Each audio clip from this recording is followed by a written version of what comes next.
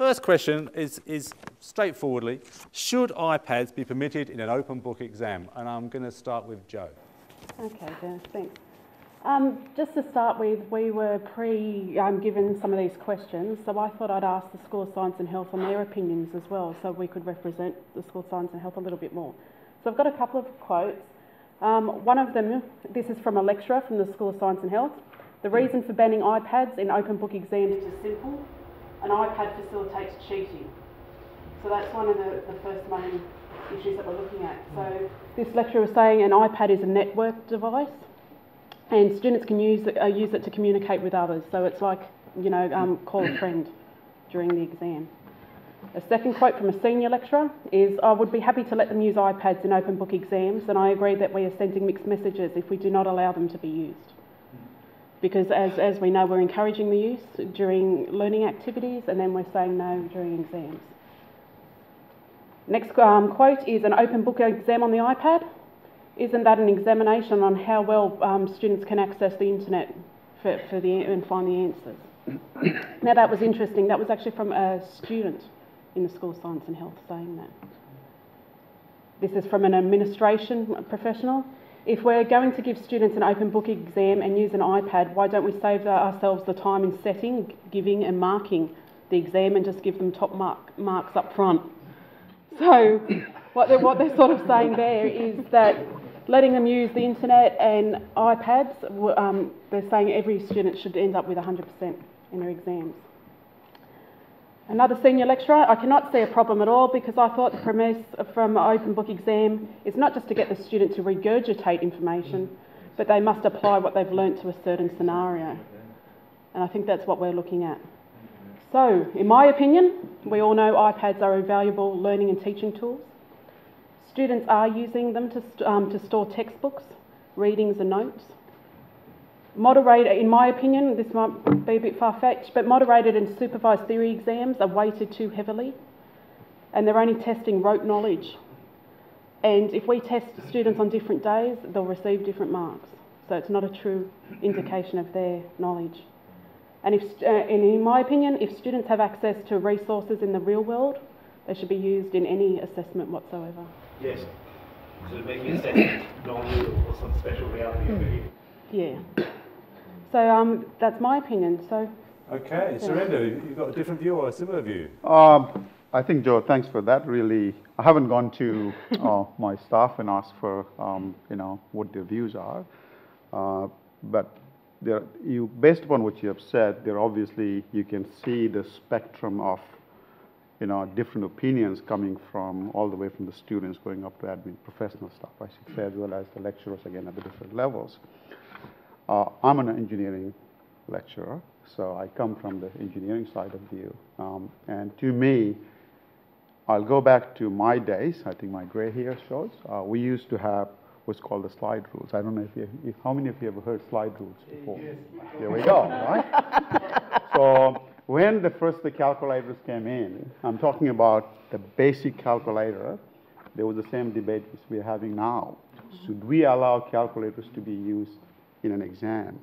Today, allowing spreadsheets in an exam is a standard practice in my classes. So I actually allow them to use a spreadsheet because I'm not testing them how well they can regurgitate, I think that's the term you've used, what has been taught, rather how they can apply the knowledge that has been provided in the class and how they can extend to solve the real life problem.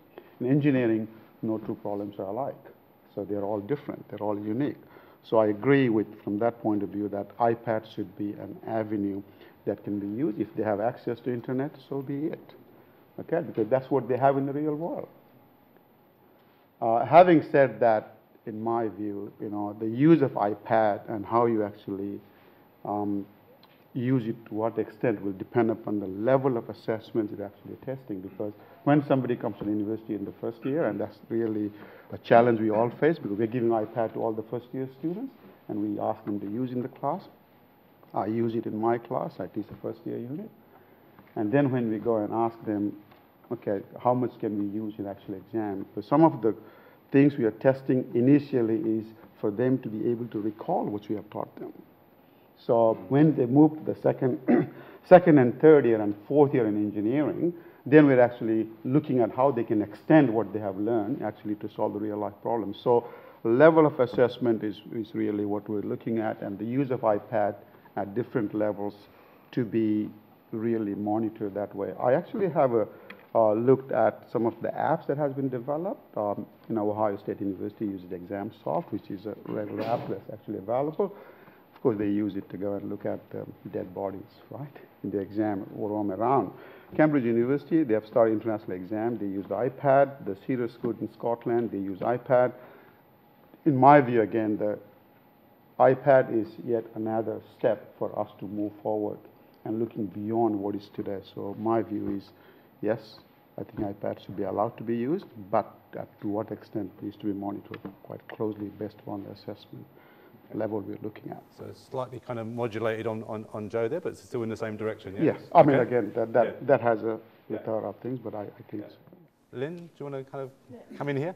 I looked at this question in terms of perhaps the units I'm directly involved in, which are large first-year core units in mathematics and the engineering field, and looking at how I would, and I'm for using an iPad. So next year, in my big first-year unit, I'm planning to have one of the class tests as an open book, use your iPad, your smartphone, whatever.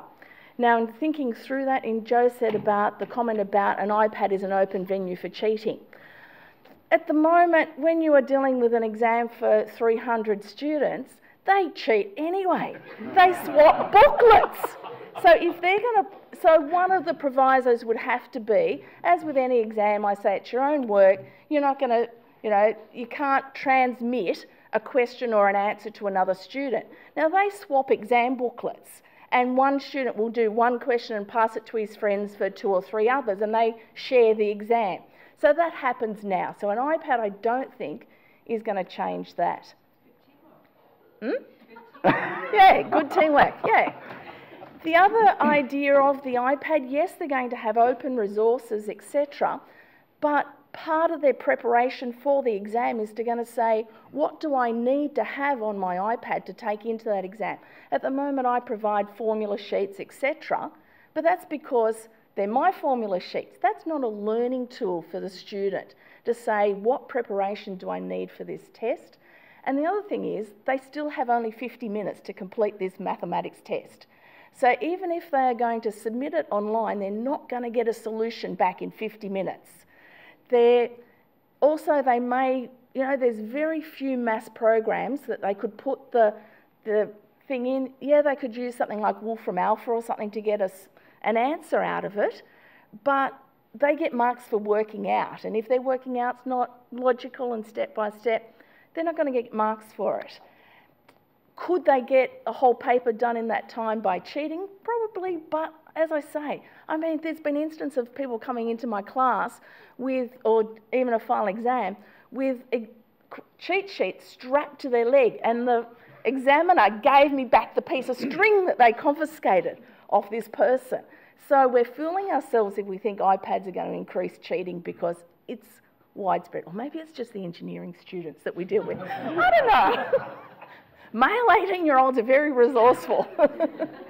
Thanks, Lynn. I think we have to look at, in terms of, when I'm providing a test, it's not, as I say to the students, the test is not just to get a mark out of it. It has to be a learning experience. It has to be a learning experience in their preparation for it.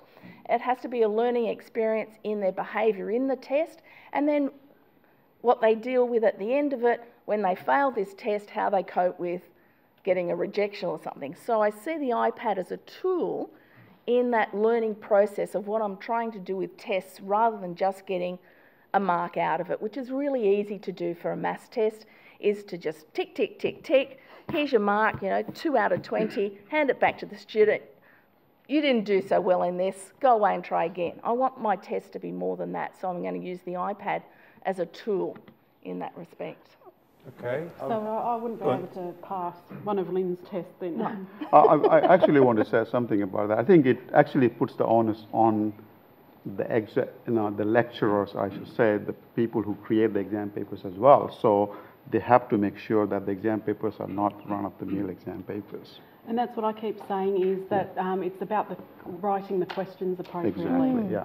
But I can still see in this is a basic maths test that I'll be doing, that I can still see, even if it's just getting an answer, the types of things they're doing, they just can't put it into a calculator to get out of it. So I can't see how the iPad is going to change that in any way. So that's just because I'm dealing with a basic core mathematics unit for first year. Yeah, so in the School of Science and Health, their main concern is they'll get the exam question, they email that to a professor, and the professor's going to answer it, bring it back, and then they can fill it out. So rather than call a friend, it's called a professor who's on call. Professor now that we're up to. But that's what I was saying, the same with the essays. You could take an essay question to a professor if that's the type of But you've got your time frame, and you're also relying on EUWS Lite to work for 300 people at the same time. And so I see that's the biggest drawback. So it might not be a business opportunity for professors on the side here. No. Con, you got a question or comment? The problem could be the type of assessment then. Yeah. More than anything, and further on to the level of assessment. That's right, the type of assessment. We're sort of dealing with that in nursing. We're using a portfolio. They're building a portfolio throughout the semester, and it sort of grows. And in the end, there is no real final test because it's approaches to nursing practice. So they don't get a closed book or open book exam in the workplace, in the nursing. They just have to sort of reflect, and we're using reflective journals and building a portfolio. So the type of assessments maybe need to be rethought, taking into account the devices and... So, but let's hold on that. Obviously, that's interesting. But let's assume that for now, for the purpose of this discussion, that we will have some sort of exams in certain areas, because certain areas have exams, and we always probably will do, and potentially open book ones.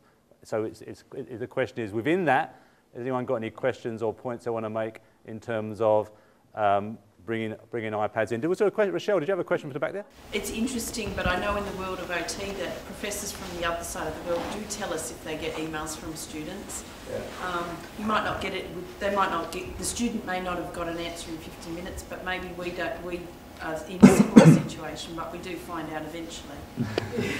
That's interesting. Interesting. Yeah. So I just got an experience when I did my degree in science. Everything was very memoristic because it was learning a lot of biochemistry, like animal physiology, plant physiology. And the first exam that we have in plant physiology, apparently you need to know all this by memory. But almost everyone failed because the question was applying that concept, that theoretical information into a real situation.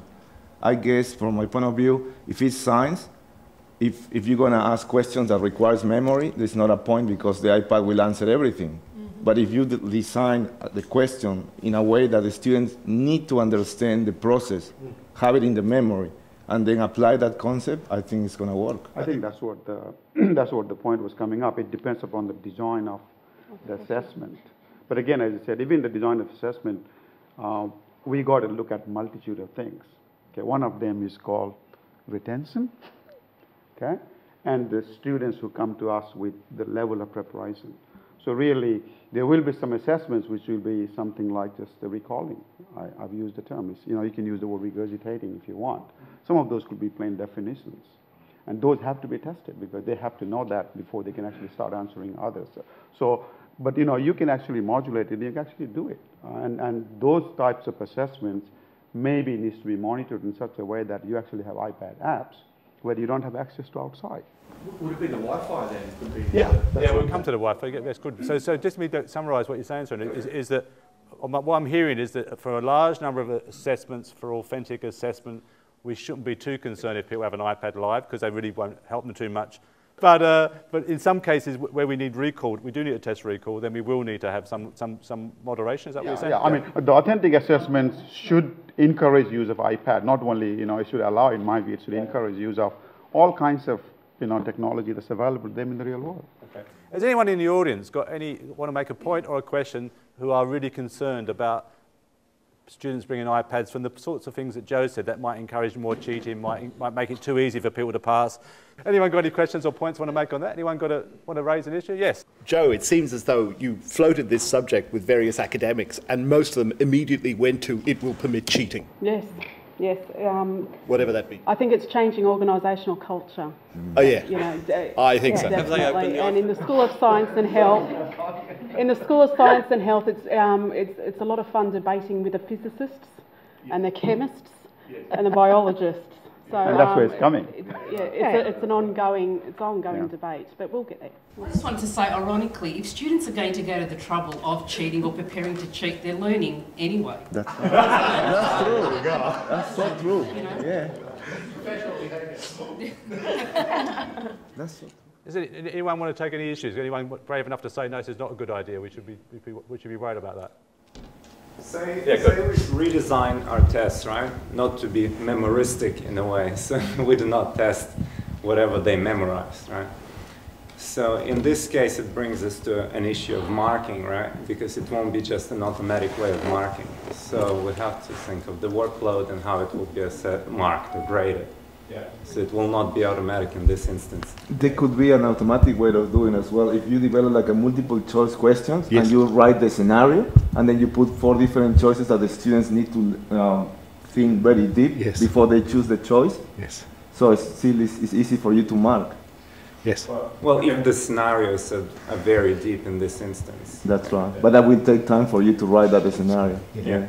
I did it before. Yeah. It works really well. But I think the whole idea of testing what you can remember also doesn't take into account these different learning styles that we're talking about students, and it really does discriminate against those students who can remember things well. And how many of us in our real world remember stuff through experience, through age, through just use, not because we have sat down and photographed this thing. And I want to move my students away from recall stuff, because too many students try and remember their mathematics that way, by just seeing a page and going, holding it to the heart and going, yes, I remember this sort of thing, or sitting in my lecture and just think maths is like osmosis, that it just seeps in and they'll know it. So recall to these students is meaningless as a learning tool. So even if they can use their iPads to, basic facts, it's like using a calculator. We know that 2 times 2 equals 4 because we've done it for so long. Now, some of my students have moved a little bit beyond that, but not much. But if I can enable them to get over those physical barriers, that recall and memory is not learning, and it's more than that. And so if they can demonstrate to me that they can use tools to answer this problem in a set period of time, I'm of the view at the moment that I don't mind what tools they use, as long as they're theirs. And so for me, the monitoring of the passing of information is going to be the key factor in using an iPad in assessment. Okay, I'm going to let each of the other 2 panel members have a final word, but one last question there, then a final word from each panel, otherwise Gina's going to beat me up. Yes, Gina? I was just going to say that's also subject specific, because it doesn't apply to medicine. For example, in medicine you have to memorize a lot of stuff, because you need to pull it out of your mind, in urgent situations, treating the stuff. But a first year student doesn't do that. And so I'm talking about, as Surendra was saying, changing things with whoever we're dealing with. The way you learn knowledge, first year students need to know a lot of basics by heart, especially for medicine students. They need to memorize that so that they can build on it. And it's not like solving a mathematical problem. It's not like, I'm from education and the language learning. It's not like writing an essay, and which I think, an open-ended exam is more kind of applicable in my knowledge area, because it's more about, information collection, information analysis, information synthesis, and information application. And you give me 45 minutes, and you give me a certain source of, journal articles and books. Like, you just, Joe Holland give me 30 books and 30 articles. Every student gets these 30 articles and 30 books, nothing else. No internet, no Wi-Fi, nothing else. And then you give me 45 minutes and say what, I can make use of this. The source of knowledge through making connection with prior knowledge. I think that's good for my subject. Yeah, I basically want to go back to what you said. That's where, if you remember, I said early on, there's an ExamSoft app that has been used by Ohio State University. Okay, which actually used for the College of Medicine, and they actually have, that app actually prevents you to go outside, the Wi-Fi is blocked. So I mean, they are the ones I'm talking about that you can use. Yeah. Joe, one final comment. I'm going to sum up then. I think it's all down to organisational culture. Yeah. That's what it comes down to. In 10 years' time, we'll look back at this and we'll be laughing. Yeah. Slide rule. Yeah, slide rule. Just a quick summary of a couple of points before I thank the panel and the audience for participating. Seems to me that, you know, yes, we need to work on designing more authentic assessments so we don't angst about this sort of stuff as much, you know. On the other hand, there are probably some areas that Surendra's mentioned, Jing's mentioned, that we do want to test memory for you know, of recall of stuff. Maybe they should be closed book exams. You know, maybe we have to rethink some of that. So maybe if we do need to, and it's genuinely need to test some memory because that's part of the learning process to get to where you're A from B, maybe we need to design that as a closed book and whatever.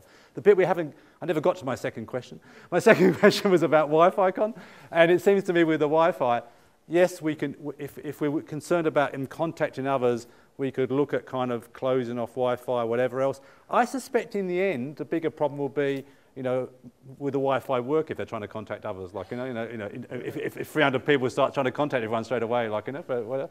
I suspect that's not such a big issue. I suspect, you know, in the hurly-burly of a 2-hour exam, sending off emails for, you know, someone to help, probably not going to happen that much, like, you know, as much as we worry about, but, you know, and if it did, and someone was really creative and did find a friend to help, maybe that's kind of, they're going to be a really good team player when they go out to work. Like, maybe we should reward that, like, you know, so, you know.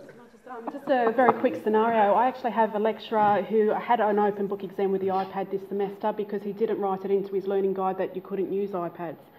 So what he did is he had all the students put their iPads into airplane mode, which kills any Bluetooth, any network features. So the supervisors went around and checked that they had a little airplane on their iPads.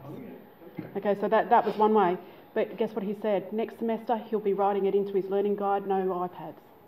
So, and I want to come back to that point, Joe. It seems to me we are in a transition phase. We are in the slide rule to calculator phase. As you say, in a couple of years' time, we think this is a bit of some of these debates we're having are a bit strange, like, you know, but it's a serious issue to cut on top of. Can you kind of thank the panel, please, for their kind of participation this morning?